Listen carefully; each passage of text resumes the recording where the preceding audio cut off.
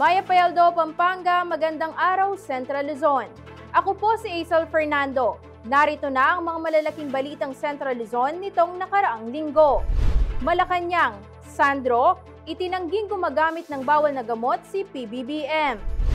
Death penalty para sa foreign drug traffickers tinutulan ni Arroyo. 3 out of 7 Diskaya luxury vehicles na ibenta na sa auction, kita umabot sa higit 38 million pesos. Water utility ops sa CSFP, ipagpapatuloy ng San Fernando Water District. CLTV 36 at RW 95.1 FM, kinilala bilang health communication leaders ng PhilL3. Diretsong itinanggi ng Malacanang at ni Presidential Son at House Majority Leader Sandro Marcos ang alegasyon ni Senator Amy Marcos na umano'y gumagamit ng iligal na droga si President Ferdinand Marcos Jr. Nangyari ang akusasyon sa isang peace rally ng Iglesia ni Cristo nitong Lunes, November 17. Binanggit din ng senador na dati niyang sinubukang kumbinsihin ng Pangulo na pakasalan si First Lady Liza Araneta Marcos para magkaroon umano ng direksyon ng kanyang buhay, ngunit sa kanyang pananaw, mas lumala pa umano ang sitwasyon. Agad na naglabas ng pahayag ang Malacanang at tinawag ang alegasyon bilang desperadong galawan at maling paraan upang siraan ng Pangulo at ang kanyang asawa. Idiniin din ng Malacanang na may mga una ng peking ebidensya at AI-generated video na hindi umubra laban sa Pangulo. Samantala, sa isang statement sa Facebook page nitong Martes, November 18, pinabulaanan din ni Sandro ang alegasyon ng kanyang tita Amy. Aniya, wala itong katotohanan at pawang walang mabuting maidudulot sa kasalukuyang sitwasyon ng politika sa bansa. Tinawag din niyang hindi asal ng isang tunay na kapatid ang ginawa ng senador. Sa ngayon, wala pang direktang pahayag mula sa Pangulo at kanyang asawa ukol sa akusasyon. Hindi pumabor si dating Pangulong Gloria Arroyo sa panukalang ibalik ang death penalty para sa mga drug trafficker, partikular sa mga dayuhan. Iginiit niyang dapat igalang ng bansa ang mga batas na mariing tumututol sa parusang kamatayan.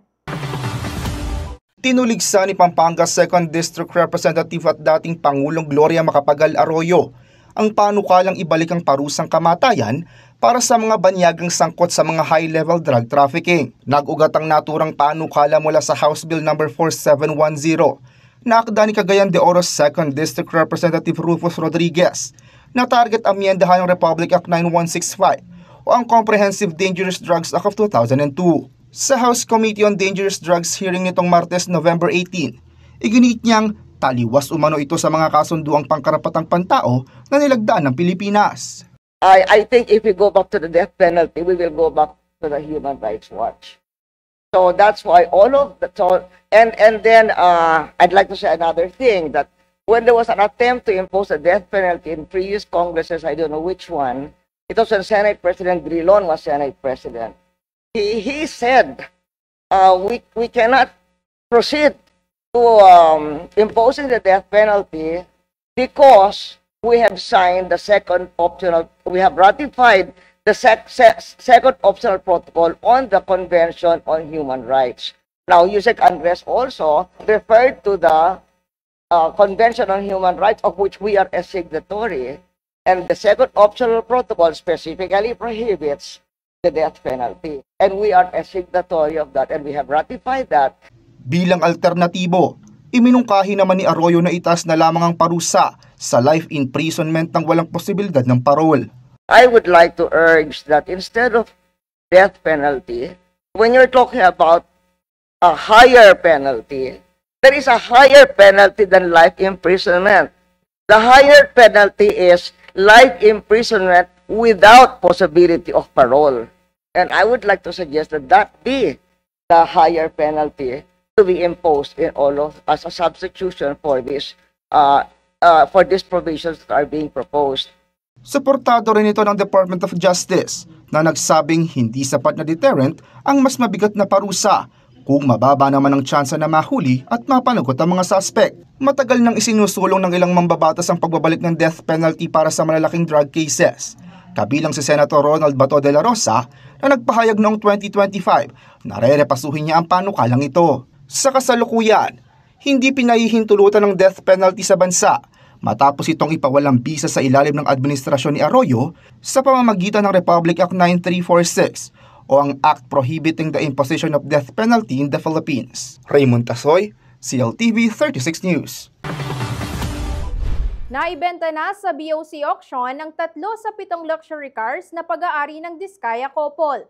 Aabot sa mahigit 38 milyon pesos ang nalikom mula sa 3 sasakyan. Ang 4 na natitira ay dineklara namang failed auction. Muli raw itong ipapasubasta matapos i-recompute ang bagong floor price. Ang detalye sa report ni Bryce Oracion.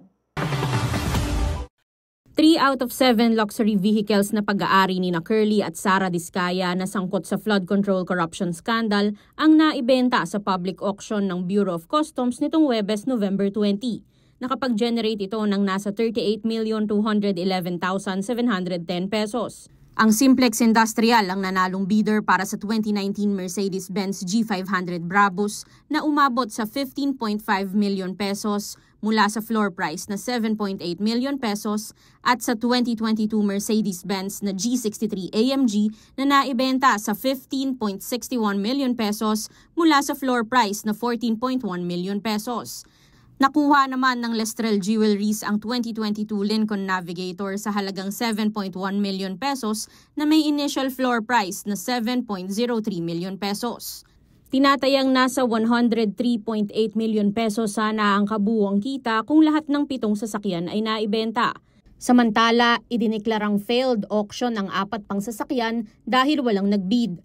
Kabilang dito ang Toyota Tundra 2022, Toyota Sequoia 2023, Rolls-Royce Cullinan 2023 at Bentley Bentayga 2022. Ayon kay BOC spokesperson na si Attorney Chris Bendijo, bidder's preference ang dahilan ng failed bidding. May isang bidder umanong nagsabing sasali sila sa susunod na auction kung ibababa sa 30 million range ang floor price ng Rolls-Royce Cullinan. Dagdag niya, muling magpupulong ang committee para i-recompute ang floor prices at i-republish ang bagong presyuhan sa loob ng 5 araw. Sa ngayon, hindi pa tukoy ang petsa ng second auction. Didiretso raw sa forfeiture fund ng BOC ang lahat ng proceeds mula sa auction at ibabalik ito sa National Treasury. Samantala, sa isinasagawang inspeksyon bago ang bidding, personal na sinuri ni na Independent Commission for Infrastructure o ICI Chair Andres Reyes Jr., DPWH Secretary Vince Dizon at newly appointed Finance Secretary Frederick Go ang mga sasakyan. Giit ni Reyes, justice in practice ang auction, bilang pagbawi sa mga ari-ari ang dapat anyay mapunta sa taong bayan. Ayon naman kay Dizon, hindi hihinto ang gobyerno hanggat hindi nababawi ang mga umano'y ninakaw na pondo sa maanumalyang flood control projects. Bryce Oracion, CLTV 36 News. Hinatulang guilty si dismissed Bamban Tarlac Mayor Alice Go sa kasong qualified human trafficking kaugnay ng iligal na operasyon ng Pogo Hub sa nasabing bayan. Convicted din sa parehong kaso sina Rachel Malonzo Carion, Jamie Lynn Cruz at Walter Bongrong ayon sa Pasig City Regional Trial Court o RTC Branch 167. Pinatawan sila ng reclusion perpetua at pagmumultahin ng nasa 2 million pesos at monetary reparations para sa mga nagreklamong biktima. Kinumpirma ng Presidential Anti-Organized Crime Commission o PAOC ang impormasyon. Makisali sa diskusyon ng ating mga balita. I-post ang inyong mga komento at reaksyon sa inyong napanood na mga balita sa ating social media platforms. Sa Facebook at CLTV36 Official and at CLTV36 News. Sa X at CLTV36. Sa Instagram at CLTV36 Official. At sa aming YouTube channel at CLTV36 Official. Manatiling nakatutok para sa iba pang mga balita nitong nakaraang linggo.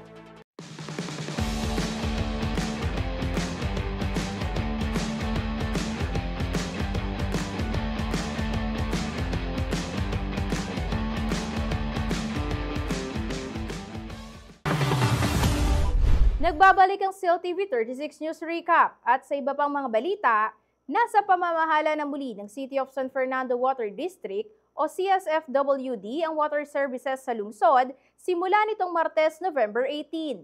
Ito ay matapos suspendihin ng pamahalaang panlungsod ng San Fernando ang business permit ng Prime Water Infrastructure Corporation para sa water utility operations. Paglilinaw ng CSFWD, pansamantala munang hindi tatanggap ng bayad ng Prime Water City of San Fernando para sa current bill ng mga customers sa main office o sub-office. Wala rin munang multa at disconnection sa water service habang nasa transition period. Tiniyak naman ng CSFWD ang tuloy-tuloy na serbisyo ng tubig sa lungsod. Nangako ang Land Transportation Franchising and Regulatory Board na maghihigpit sa mga transport network vehicle service na nag-ooperate sa kabila na walang permiso mula sa ahensya. Tututukan ng Land Transportation Franchising and Regulatory Board o LTFRB ang mga reklamo hinggil sa mga tinatawag na TEMPO, Transport Network Vehicle Services o TNVS. Ayon kay LTFRB Chair Vigor Mendoza, nakakabahala ang ilang transport network companies o TNCs na naglalagay ng TNVS unit sa kanilang online service apps kahit wala namang kaukulang permit mula sa ahensya. Umusbong ang mga aligasyong ito matapos ang pagsakay ng tinaguriang mystery riders at mga reklamo sa social media na nagresulta sa pakikipagpulong ng LTFRB sa mga kinatawan ng TNCs. Nagbabala ang opisyal na matindi ang kahihinatnan kung mapapatunayan na ilegal ang operasyon. Nangako naman ng mga TNCs na makikipag-ugnayan sila sa ahensya at pag-aaralan ang posibilidad na ma-link sa LTFRB ang kanilang apps para makumpirmang may pahintulot na mag-operate ang mga TNVS driver partners. Samantala, tiniyak ni Mendoza na mamadaliin ang pagproseso ng pending TNVS franchise applications na ilang buwan nang nakabinbin. I-release daw ang lahat ng franchise applications kapag kumpleto na ang requirements. Bukas din ang LTFRB para pag-usapan ang mga problema para agad na maaksyonan. Ititigil na rin daw ang pag-issue ng temporary permits na umano'y nagiging ugat ng korupsyon ayon sa ilang transport groups. Kasama si Jody Mercado, Corvin Bue, CLTV 36 News Intern.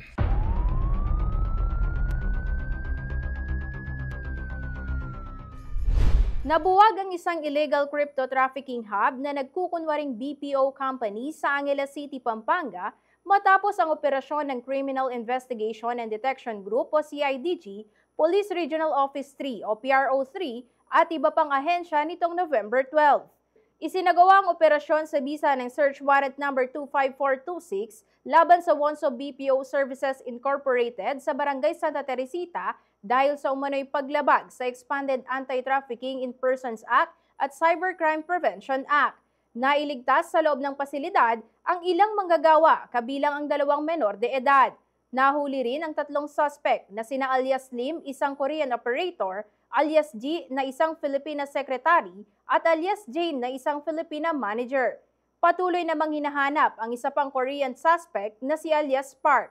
Lumabas sa investigasyon na ginagamit umano ang lugar para sa illegal cryptocurrency farming at online exploitation at niloloko ang mga aplikante sa pangakong trabaho sa call center.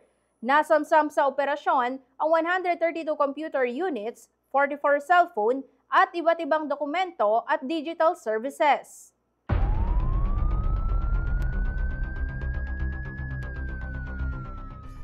Makisali sa diskusyon ng ating mga balita. I-post ang inyong mga komento at reaksyon sa inyong napanood na mga balita sa ating social media platforms. Sa Facebook at CLTV36 Official and at CLTV36 News.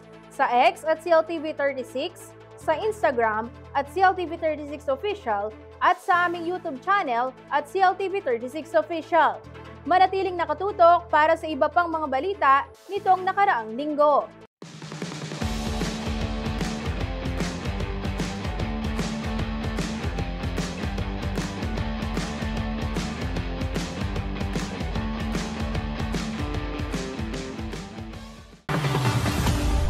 Nagbabalik ang CLTV36 News Recap at sa iba pang mga balita, sa pag-arangkada ng voter registration, naitala sa Calabarzon ang pinakamaraming aplikasyon para makaboto sa barangay at sangguniang kabataan elections sa Nobyembre ng susunod na taon.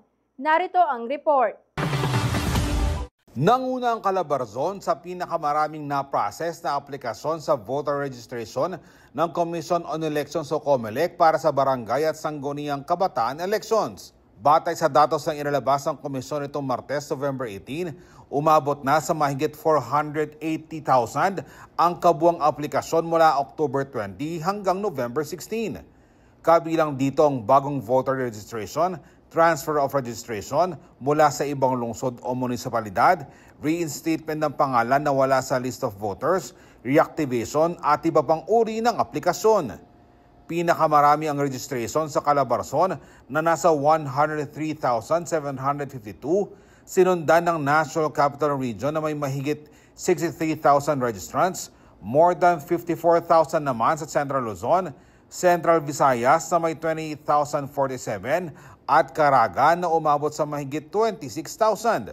Samantala, naitala naman sa Cordillera ang pinakamababang bilang na 6,478. Magpapatuloy ang voter registration hanggang May 18, 2026.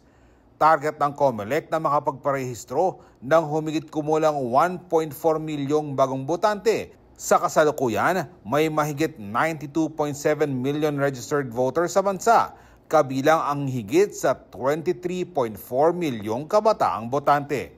Ako si Jody Dizon Mercado para sa CLTV 36 News. Umalma ang LTFRB sa reklamo ng mga estudyanteng hindi nabibigyan ng diskwento sa pamasahe. Dahil dyan, kailangan na raw sumunod sa batas hinggil sa pagbibigay ng student discount ang mga PUV. Pag hindi sumunod, multa at rebukasyon na prangkisa ang kanilang kakaharapin. Narito ang report. Mahaharap daw sa mabigat na multa at posibleng rebukasyon ng prangkisa ang mga driver at operator ng Public Utility Vehicles o PUV na hindi nagbibigay ng 20% student discount kahit weekend at holiday. Ito ang babala ng Land Transportation Franchising and Regulatory Board o LTFRB matapos makatanggap ng reklamo mula sa mga estudyante na hindi binibigyan ng discount tuwing long weekend at sa mga panahong may class suspension. Ayon kay LTFRB Chair Bigor Mendoza II, ang paalala ay alinsunod sa direktiba ni Pangulong Ferdinand R. Marcos Jr. na tiyaking protektado ang kapakanan ng mga mag-aaral. Kasama rin sa ipinatutupad na fair discount ang senior citizens at persons with disabilities o PWDs. Malinaw daw na nakasaad ang pagbibigay ng discount sa Republic Act 11314 o an act institutionalizing a grant of student fare discount privileges on public transportation. Nakapaloob sa Section 4 na dapat ipatupad ang student fare discount habang naka-enroll ang estudyante kabilang ang weekends at holidays. Base sa RA 11314, maaaring patawan ng PUV drivers ng hanggang 3 buwang suspensyon ng lisensya at 1,000 pesos na multa sa bawat paglabag. Maaari namang pagmultahin ng hanggang 15,000 pesos at bawiin ang Certificate of Public Convenience o CPC ng mga operator.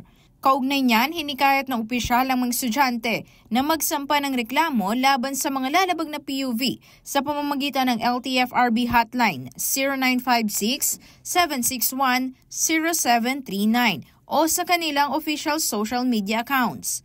Kasama si Jody Dizon Mercado, Aisel Fernando, CLTV 36 News. Nagpaalala ang Department of Labor and Employment hinggil sa karapatan ng mga manggagawa na magkakatanggap ng kanilang 13th month pay bago o December 24 na bisperas ng Pasko. Narito ang report. Pinaalalahanan ng Department of Labor and Employment o DOLE ang private sector employer sa bansa hinggil sa kanilang obligasyon na ipamahagi ang 13th month pay ng kanilang mga manggagawa bago sumapit ang December 24. Ayon kay DOLE Bureau of Working Conditions Director Alvin Curada, magang nagpasabi si Labor Secretary Benvenido Laguesma sa polisiyang ito. Sa katunayan, Oktubre nang unang i-remind ang mga employers sa kanilang responsibilidad na ibigay ang nasabing benepisyo. Binigyang diin din niyang nakasaad sa Labor Code ng Pilipinas at Presidential Decree 851 na may karapatan ang lahat ng rank and file workers sa pribadong sektor na tumanggap ng 13-month pay, anuman ang kanilang posisyon, trabaho, employment status o paraan ng pagpapasahod. Kabilang din sa mga sakop ng benepisyo ang mga empleyadong binabayaran sa piece rate, fixed o guaranteed wage plus commission, mga may higit sa isang employer, mga nag-resign, mga tinanggal sa trabaho, at mga nag-maternity leave na nakatanggap ng salary differential. Ang komputasyon ng 13th month pay ay hindi dapat bababa sa kalahati ng kabuuang basic salary na kinita ng manggagawa sa loob ng isang calendar year. Nakasaad sa batas na kinakailangang ibigay ito bago o mismong December 24, bagamat maraming kumpanya ang nagre-release na ng 13-month pay ng mas maaga, kadalasan sa Nobyembre. May ilang kumpanya rin na nagbibigay nito ng dalawang hulugan, isa sa Hunyo at isa sa Disyembre. Samantala, nilinaw ni Curada na hindi sakop ng 13th month pay ang mga taong nagtatrabaho sa personal service ng isang individual at mga kumikita lamang sa commission basis. Posibleng maharap sa parusa ang mga kumpanya kung mapapatunayang hindi nagbibigay ng nasabing benepisyo na karapatan ng kanilang mga empleyado. Ako si Jody Dizon Mercado para sa CLTV 36 News. Makisali sa diskusyon ng ating mga balita. I-post ang inyong mga komento at reaksyon sa inyong napanood na balita sa ating social media platforms. Sa Facebook at CLTV36 Official and at CLTV36 News. Sa X at CLTV36, sa Instagram at CLTV36 Official at sa aming YouTube channel at CLTV36 Official. Manatiling nakatutok para sa iba pang mga balita nitong nakaraang linggo.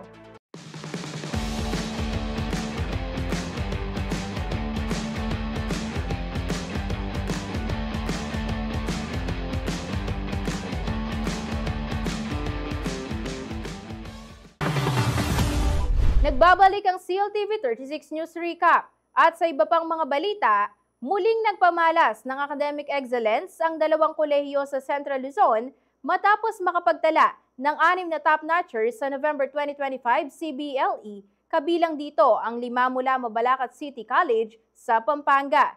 Kilalanin sila sa report na ito. 6 na alumni mula sa dalawang kolehiyo sa Central Luzon ang napabilang sa top 10 ng November 2025 Customs Brokers Licensure Examination. Nakuha ni Chris Rhea Nasinas Agaton ng Gordon College ang rank 5 matapos makakuha ng 93.25% rating. 5 Mabalakenyo naman mula sa Mabalacat City College ang sumunod sa kanya.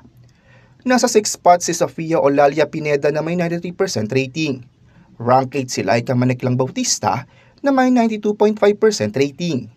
Pareho namang nasa rank 9 sa Chema Lenicdaw Canlas at Jim Zane Dizon na nakapagtala ng 92.25% score. Habang nasa 10th spot naman ang kapwa nila MCC graduate na si Gian Tricia Olalia na may 92% rating.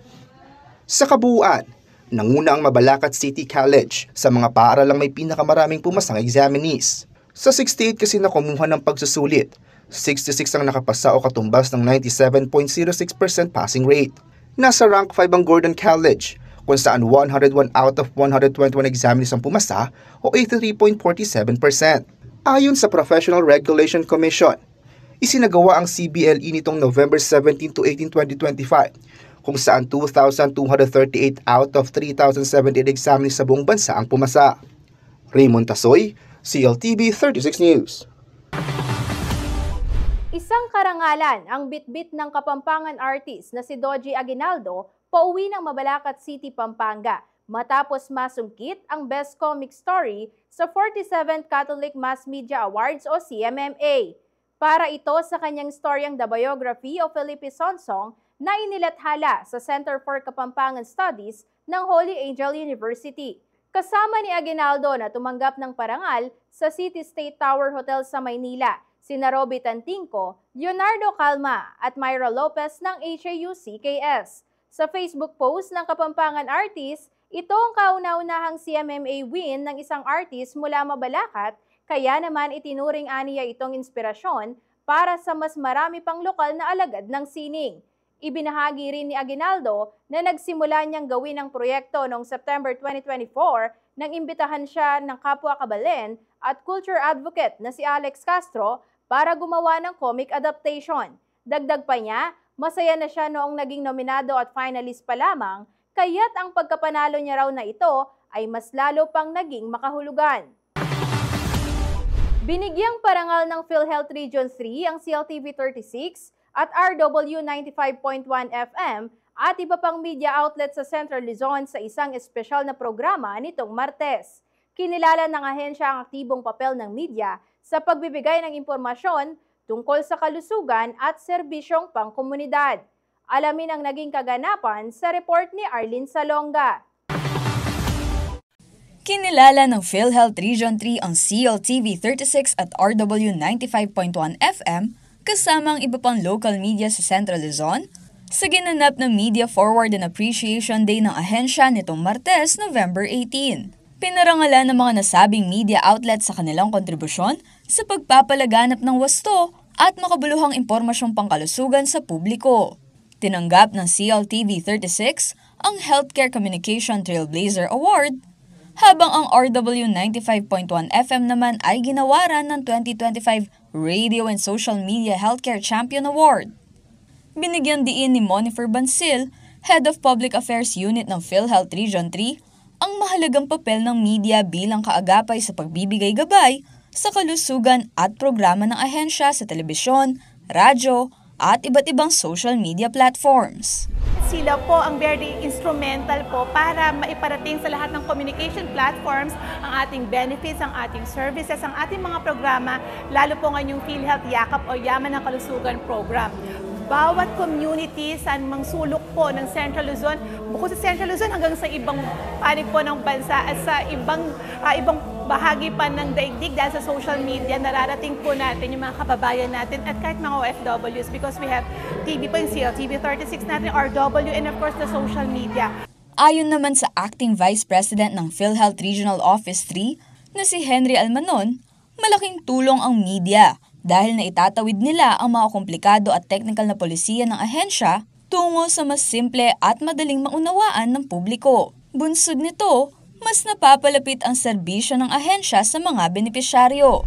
Ang media partners ay sila ang mayroong competencies, no? Sila ang may skills at sila ay isang effective na communicator or bridge to the public that we intend to serve, no? Magaling ang kanilang pag-communicate, no?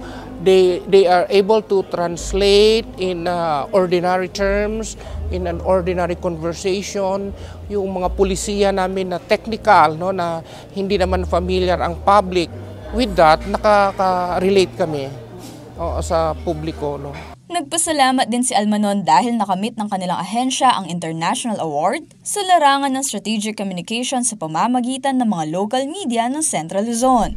We look forward to this encounter and fellowship every year to give recognition sa magandang relationship, no, ng PhilHealth at ng media at nang mai-express din namin ang buong pusong pasasalamat. Nagkaroon po kami ng international award, no. Hindi po namin ito ma-achieve kung hindi po namin kayo ka-partner, no. Kasi yung award po na nakuha namin is about strategic communication to improve awareness, no, and knowledge of PhilHealth beneficiaries so that the utilization, no, ay ma-boost. Kaya maraming salamat sa inyo at you amplify the message. You help us counter the misinformation, no, the lack of information that the public really are in need, no. Dagdag niya, mas paiigtingin ng ahensya ang universal healthcare sa pamamagitan ng pakikipagtulungan sa mga LGU at indigenous communities upang masiguro ang patas at malawak na akses sa serbisyong pangkalusugan.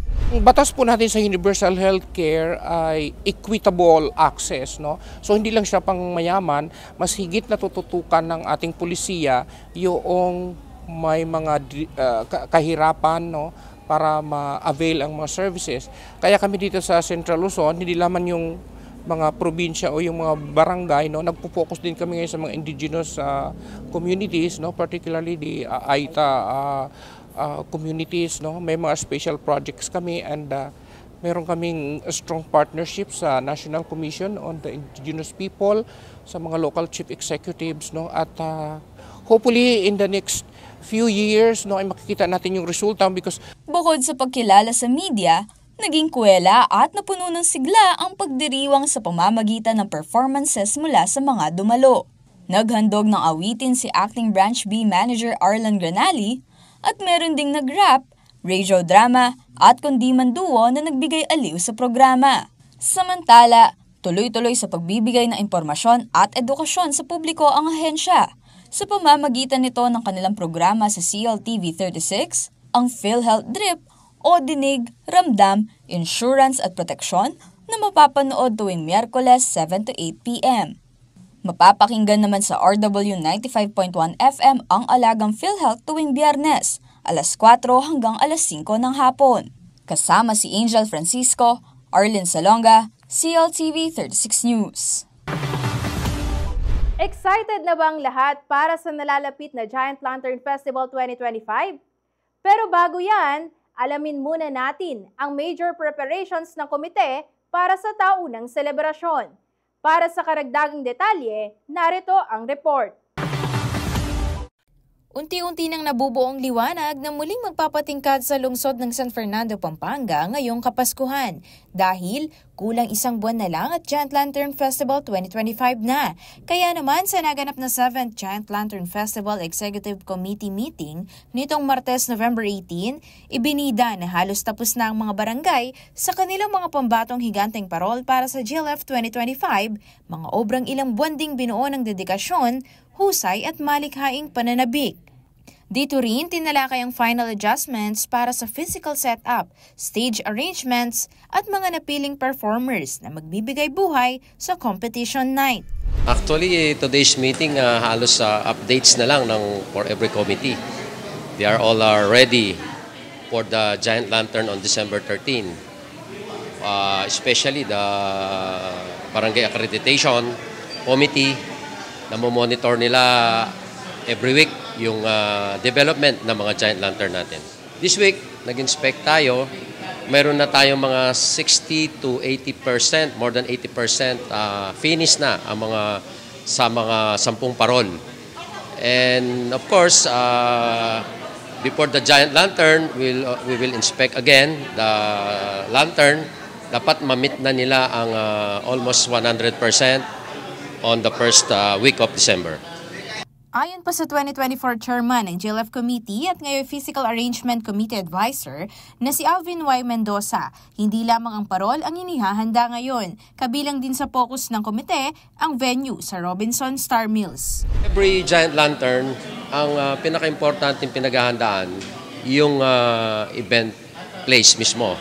Sa Robinson Star Mills, preparation for yung lugar ng mga parol, yung platform na tinatawag namin, and then the area, dapat naka-clear na yan, malinis na yung area. Ngayong taon, mas moderno at makabago umano ang ipapakita ng mga lantern maker. May mga bagong gimmick, estilo at paraan ng pagpapasiklab na hindi muna ibinubunyag hanggang sa mismong gabi ng pasiklaban. Yes, actually every year may mga innovations na babago. Unang-una, sa ating Giant Lantern, nagkakaroon na ng mga LED bulbs. Halos ginagamit na nila yung mga LED bulbs. And then may maraming gimmicks po ngayon ang ating mga lantern maker.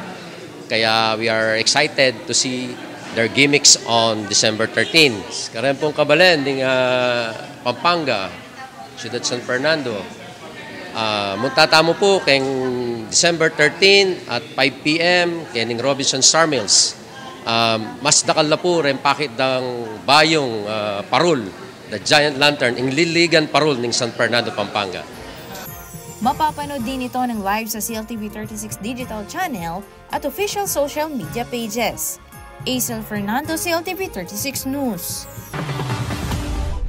At yan ang mga balitang nakalap ng CLTV 36 News. Para sa karagdagang detalye, maaari niyong i-follow ang aming social media pages sa Facebook at CLTV36 Official at CLTV36 News, X o dating Twitter at CLTV36, Instagram at CLTV36 Official at sa aming TikTok at CLTV36 Official. Kung nais niyong balikan ang mga programa ng CLTV36, pwede niyong bisitahin ang aming YouTube channel na @CLTV36 Official at ang aming website www.cltv36.tv. Mapapanood din ang mga programa ng CLTV nationwide via Signal Channel 115 at sa ating 39 cable partners.